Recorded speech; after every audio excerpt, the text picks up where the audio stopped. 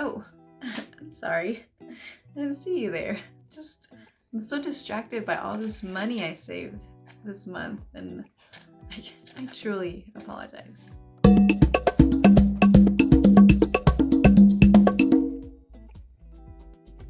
Hola, hola! Welcome to Menos Waste.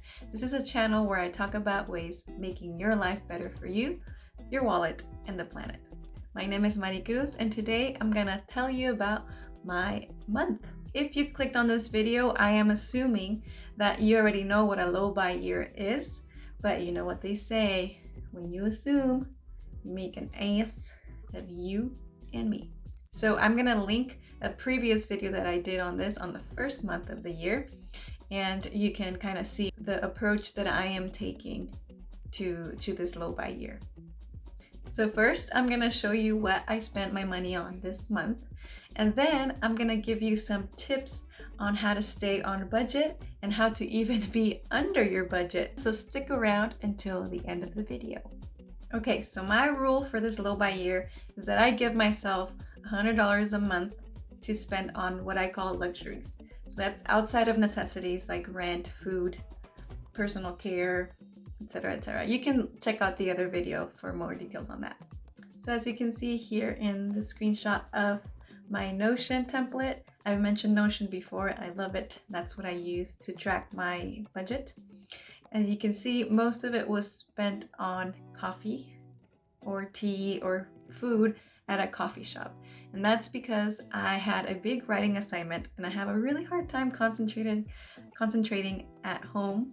So I would go to little coffee shops and you have to kind of eat something to be there. So that's what all of that's about. I also have some eating out when I didn't have time to cook at home, or there's also some beer, I believe, because, you know, I am a social creature. I actually didn't think that I was gonna be under budget ever, because $100 is really not that much. But now I made this new rule. If I have any leftover money in my budget, so in this case I have about $35 extra that I didn't spend, it's going to roll over into the next month. So next month, instead of having just a $100 budget, I have $135, and whatever I don't use, it rolls over to the next one. I think this is fair to do because I know in December when Christmas rolls around, I love giving gifts, so I know that's gonna be a more expensive month for me. So I think that's gonna work out. What do you think? What would you do with the extra money? I live in San Diego, I have a partner, I'm doing a PhD, I have pets, I am an extrovert.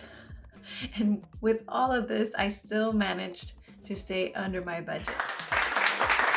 So I'm gonna take this time now to give you a few tips and tell you how I managed to stay under that budget and how I still enjoyed my time to the fullest. I'm still thriving and vibing and enjoying my life, but staying under budget. First tip is to get creative with food. So food falls under the necessities in my overall low buy year plan. So I decided to get a lot more creative with that. For example, Valentine's Day, that's usually a time when people spend money. I decided to instead get creative with food. And I'm not gonna go into too much detail because I probably already TMI'd in the other video for Valentine's Day. I'll leave that linked here. Also, to hang out with my friends and family, I decided to do kickbacks at my house. You remember those?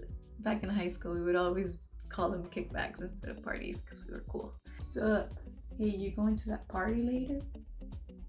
I don't really do parties, honestly. I prefer more like kickbacks. Anyway, so instead of going out to eat, we each bring something to eat here or we make dinner together. Tip number 2 is I attended a clothing swap. So I had a conference last week and I knew I needed some formal clothing because I didn't have anything. And I went to a clothing swap and I manifested. I was like, there's gonna be formal wear. There's gonna be the perfect suit or at least like formal shirts, something. I'm gonna find it. And guess what? I did. I did. It was so cool to just go in there and find everything that I needed. I dressed myself for 4 days of a conference without buying anything new. And third tip I want to give is to stay busy. You can't spend money if you don't have time to do anything. Now, I'm not talking about just being busy all the time and like working yourself out. No, busy also means self-care, also means time for naps, also means cooking for yourself. Just as an example, my weekends for this past month were taken up by beach cleanups, by filming and editing these videos. Also, like I mentioned, I had that big writing assignment, so I actually signed up for a writing boot camp at school, which was completely free, and they gave me food, so I technically made money. I also was really interested in this entrepreneurship program at school, so my partner and I signed up for that, and now we're doing that.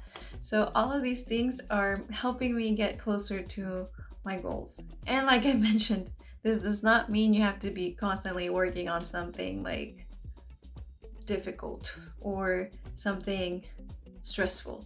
No, that's not what I'm saying. I actually also have a lot of time taken up by my self-care. For example, my morning routine takes at least an hour every day. I also have like my full moon and my new moon rituals that take up some of my nights. I think we really need to normalize, like, hey, I'm not going out tonight because I need to do my new moon ritual. Like, that should be something that's normalized, in my opinion. Anyway, I don't think you have to be overworked, but staying busy definitely helps you stay within your budget. As far as close calls this month, I did have one during Valentine's Day because I kind of wanted to buy something for my partner.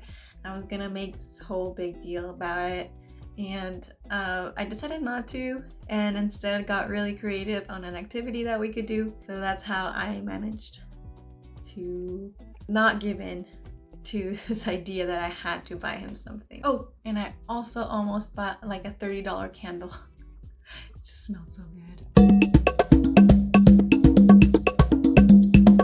One of the biggest insights I think that I learned about myself is that I don't need to go out to get that social interaction.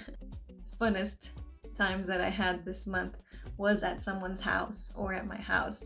And honestly, I don't know why I always felt the need to go out and go to dinner or go for a beer or do something like that where you had to spend money. And I realized I don't really need to satisfy my extroverted soul. Well, that's all I have for you today. That's how I managed to stay under my budget this month. And I would love to hear from you. What is the hardest part of staying in budget in your case? I am really curious to know. And if I see a pattern, I would love to make a video about it because I think I'm kind of getting a hang of this. So if you enjoyed this video, don't forget to hit that subscribe button, like, comment, share, all that good stuff. It really helps me out. And till next time, don't forget, Poquito goes a long way.